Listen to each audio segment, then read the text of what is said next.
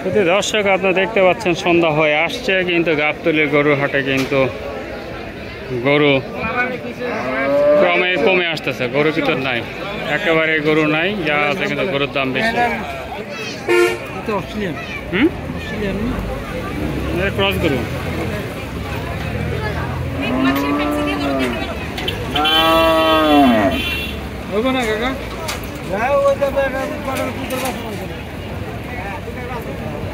ছোট্ট ছোট গরুর দাম 1 লক্ষ টাকার উপরে যাচ্ছে, ছোট ছোট গরু।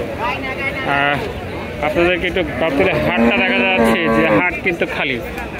আমি এখন এই মুহূর্তে ঠিক বেড়িবাঁধের সাইডে সব গরু বেড়িবাঁধের দিকে নিয়ে আসছে। ভিতরে কিন্তু একেবারে ফাঁকা, ভিতরে গরু নাই, ভিতরে একেবারে ফাঁকা। বাইরের দিকে এই কিছু সংখ্যক গরু যেগুলো আছে এগুলো নিয়ে আসছে, কিন্তু দাম কিন্তু আকাশ ছুঁয়ে দাম।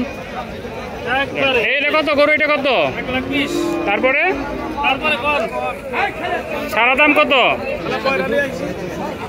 দর্শক আপনারা দেখতে পাচ্ছেন আসলে